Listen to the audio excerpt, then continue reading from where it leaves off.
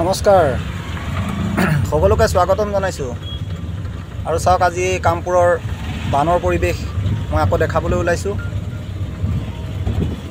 কপিলি আগত থাকি অৰ্থাৎ কালিত থাকি আৰু সংহাৰী ৰূপ ধাৰণ কৰিব যেন লাগিছে। পানী বাঢ়িয়ে আছে, মানুহৰ বহুত কষ্ট যেন দেখা গৈছে। চাওক পানী অতি তীব্ৰ বেগত বাঢ়িবলৈ লৈছে। মই আগলৈ দেখাবলৈ চেষ্টা কৰিম আহক। এইখিনি হৈছে বৰাপেটীয়া গাঁৱৰ কপিলি দলঙৰ ওচৰৰ দৃশ্য। চাওক এই সময়কণত আৰু 2-3 ইঞ্চি পানী উঠি যোৱাৰ লগতে এই বালিঘাটটোৰ ওচৰেদি ভাঙি যাবৰ সন্দেহ আছে। এই বালিখিনিৰ কাৰণেই পানীটো পাৰ হ'ব পৰা নাই আৰু হয়তো 2-3 ইঞ্চি পানী উঠি যোৱাৰ লগত এইখিনি জেগা দি ভাঙি যোৱা সন্দেহ আছে। আৰু অলপ আগদি কোনো জেগাত পানী সোমাইছেই মানুহৰ ঘৰত। মই দেখাব চেষ্টা কৰিম, আহকচোন গৈ থাকোঁ আগলৈ। দেখিছে সেই ঘৰ এটা উঠি গৈ আছে। মানুহৰ যি কষ্ট, বানৰ কবলত যোনে পৰে তেওঁলোকে সেই বেদনা বুজি পায়।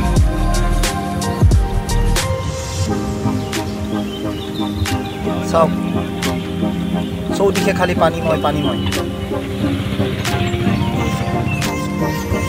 কামপুৰ অঞ্চলটো পানীত বহুতখিনি গাঁও ডুবিছে। চাওক বৰাপেটীয়া গাঁৱৰ কোনো ঠাইত পানী সোমাই আছে মানুহৰ বাৰীৰ ফালে, ৰাস্তা পাৰ হৈছে পানী। বহুত বেদনাদায়ক দৃশ্য দেখিব পাৰিছে। মানুহে নিজৰ বাসস্থান এৰি ওখ স্থানত তেওঁলোকে শিবিৰ পাতিবলৈ কাৰণে আৰম্ভ কৰিছে। মই আগলৈকো দেখাবলৈ চেষ্টা কৰিম, আগলৈ গৈ থাকিম, আপোনালোকে ভিডিঅ'ত চাই থাকক। এইখিনি হৈছে বুঢ়াপেটীয়া গাঁৱৰ মাজমজিয়া। এয়া চাওক পানী কিদৰে ৰাস্তা পাৰ হৈছে।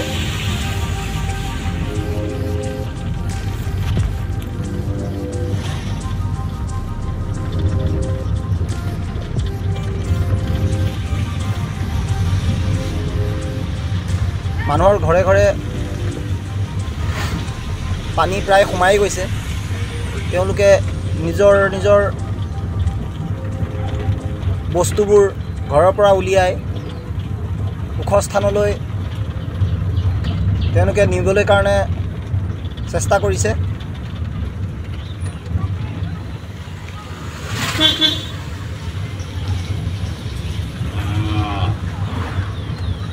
হয়তো আজি দিনটোৰ ভিতৰত যদি পানীয়ে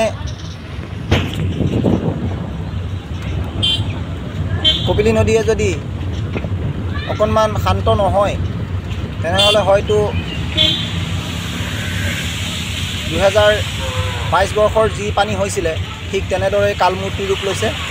চাওক মানুহৰ বাৰীত পানী সোমাই গৈছে।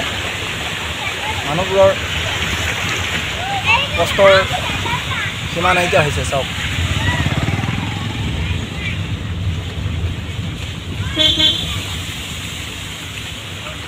নিজৰ পশুধনবোৰ তেওঁলোকে ওখ স্থানলৈ নিব চেষ্টা কৰি আছে। চাওকচোন কেনে দৃশ্য, ইমান দুখ লগা বিষয়। এই বানৰ সময়ত থাকি আৰু বেদনাময় সময় চাগে আৰু বেলেগ নাই। কপিলি পৰিয়াৰ ৰাইজে এই বেদনা বুজি পায়।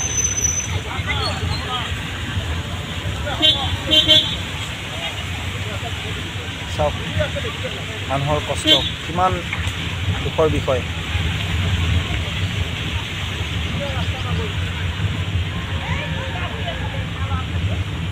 পানী বাঢ়ি আছে ন? মই ল'ৰাজনক সুধিবলৈ চেষ্টা কৰিম, পানী বাঢ়ি আছে নে ৰৈছে। দাদা বাঢ়ি আছে পানী ন? বাঢ়ি আছে। পানী বোলে এতিয়ালৈকে ৰোৱা নাই, পানী বাঢ়িয়ে আছে।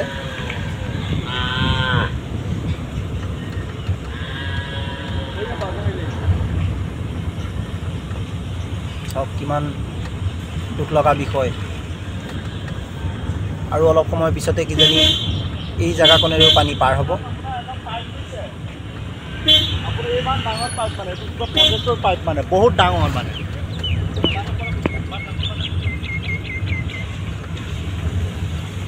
যোৱা 22 বৰ্ষৰ যিটো বানপানী হৈছিল, সেই বানপানীত পশুধনৰ বহুত ক্ষতিসাধন হৈছিল। এইবাৰো ঠিক তেনেদৰে লাগিছে। মই আহি পেলাই কামপুৰ ৰহাৰ সংযোগী যিটো পথ, সেই পথত উঠিছোঁ। আহক মই সেই পথত কি হৈছে তাকে চাম।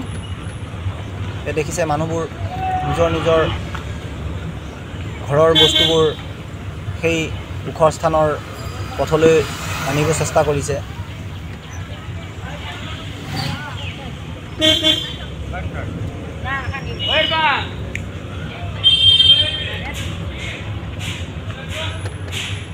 এই হৈছে কপিলীৰ কালমূৰ্তি।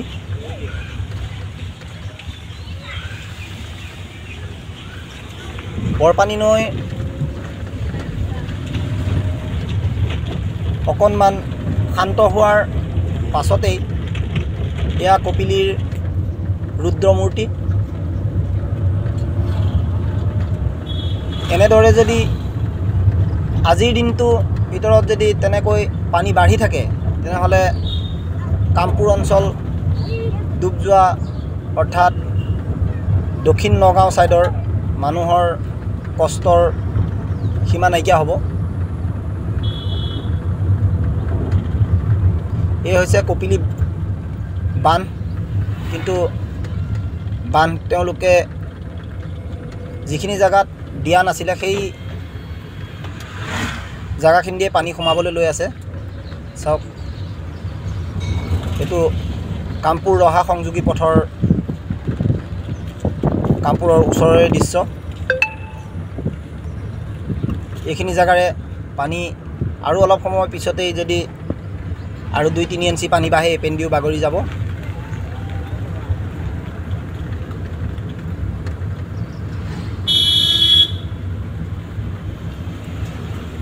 কিমান বেদনাময় দৃশ্য। এই সময়কণত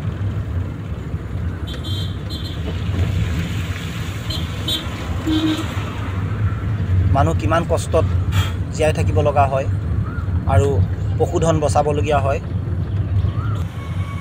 এইখিনি দেখিছে, এইখিনি হৈছে কামপুৰ বোৱঁৰীআটীৰ ওচৰৰ দৃশ্য। পানী কিদৰে চাওক, ৰুদ্ৰমূৰ্তিত পানী সোমাব ধৰিছে।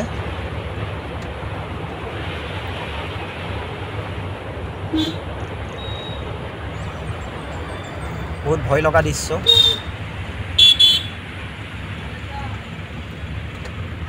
মানুহবোৰ ক'লৈ যাব, কি কৰিব, তেওঁলোকৰ কোনো সীমা নাইকিয়া হৈছে।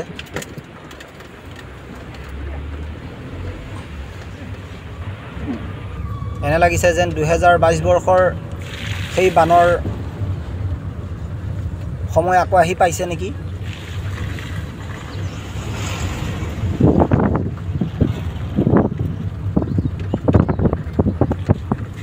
এইখিনি হৈছে কামপুৰ বোৱঁৰীআটী ওচৰৰ দৃশ্য।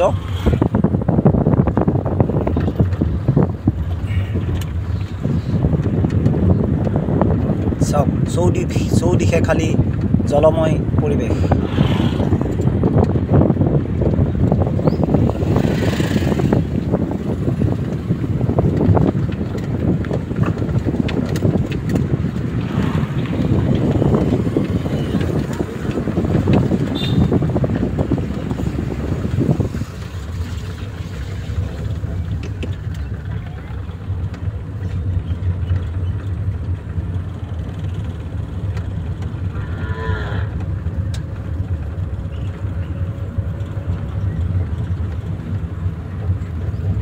পানী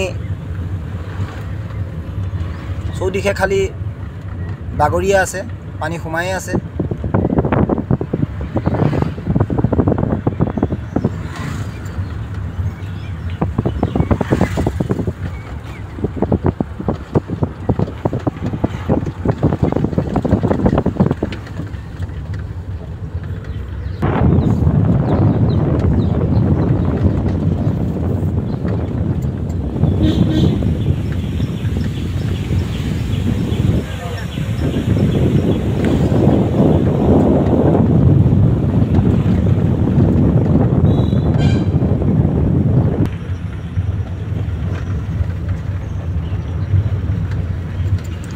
চাওক মানুহবোৰ আহি পেলাই তেওঁলোকে দ ঠাইৰ পৰা আহি তেওঁলোকে নিজৰ ঘৰ বচাবৰ কাৰণে শিবিৰ পাতিবলৈ আৰম্ভ কৰিছে।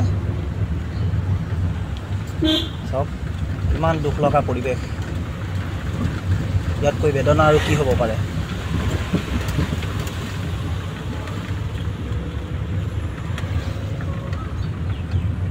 সকলো দিশে খালি শিবিৰ পাতাৰ ব্যৱস্থা কৰিছে, যিহেতু পানী বাঢ়িয়ে আহি আছে।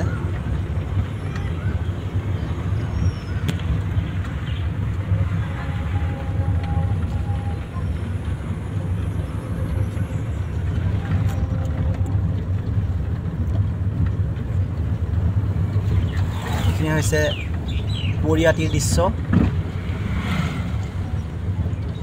আৰু অলপ সময় পাছতেই চাওক এয়া প্ৰায় ৰাস্তাত উঠিবলৈ লৈছে, আৰু অলপ সময় পাছতে কিজানি এইকণ জেগাৰে পানী পাৰ হৈ যাব। এইকণ জেগাৰে পানী পাৰ হৈ যোৱাৰ লগত লগত এই কাষৰ দাঁতিতে থকা মানুহখিনিৰ অৱস্থা কি হ'ব আপোনালোকে ভাবি চাওক।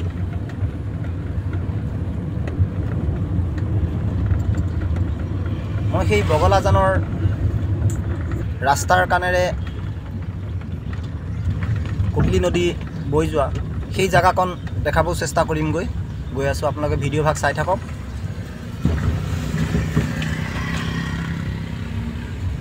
চব পানী কিদৰে সোমাব ধৰিছে।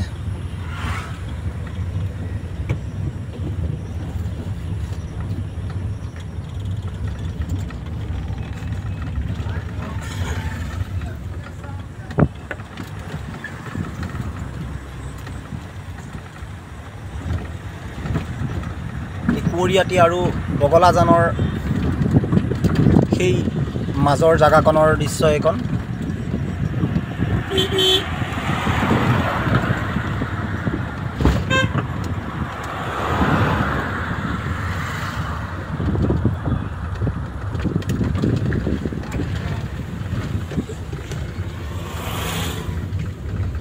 পানীৰ এই কপিলীৰ বিধ্বংসী ৰূপ।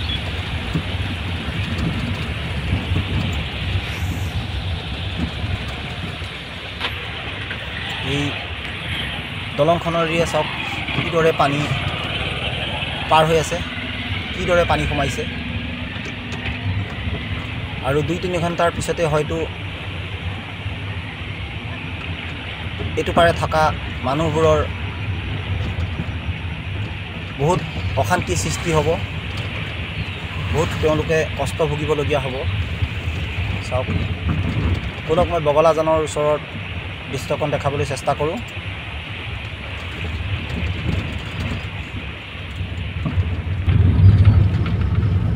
মানুহবোৰে শিবিৰ পাতি আছে চাওক।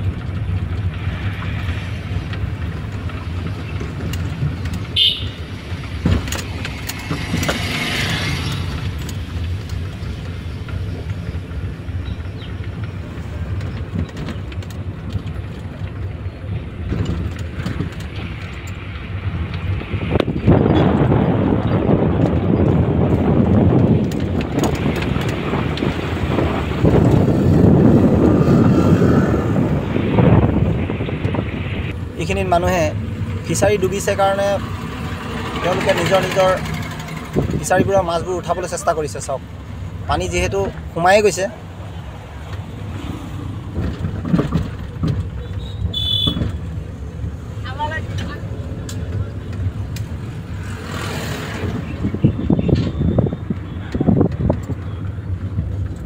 মই বগলাজানৰ ওচৰ পাই গৈছোঁ।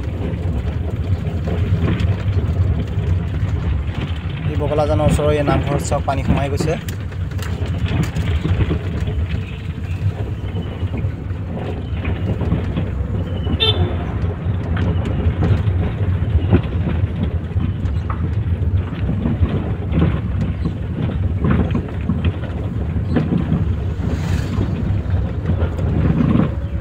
নদীৰ কাষৰ সেই অতিকে ভয় লগা বগলাজানৰ ঠাইকণ আহি পাম এতিয়া। এইকণেই বগলাজানৰ অতিকৈ ভয় লগা ঠাই, নদীৰ কাষৰ। কোন মুহূৰ্তত কি হ'ব পাৰে কোনো ঠিক নাই। চাওক কপিলীৰ সেই বিধ্বংসী ৰূপ।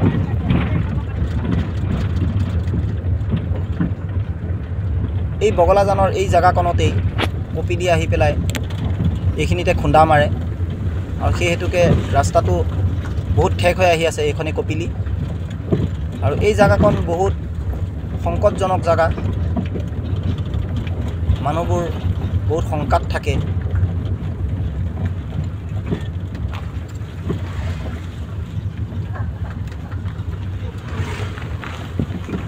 চাওক ৰূপ কপিলীৰ ভয় লগা দৃশ্য।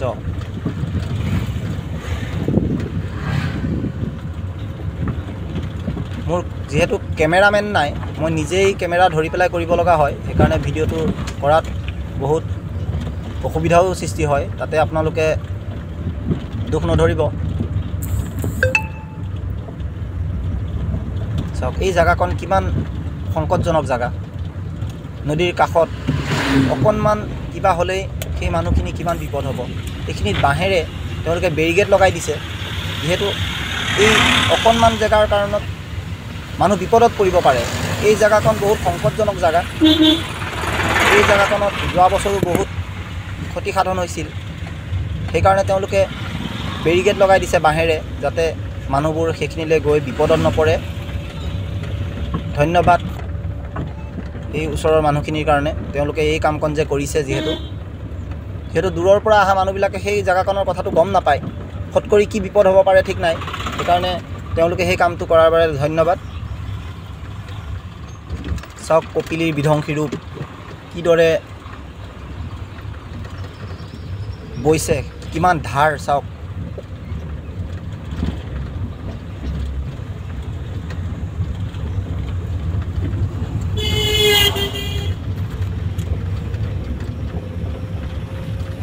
এইখিনি হৈছে কামপুৰ বগলাজানৰ ওচৰৰ দৃশ্য।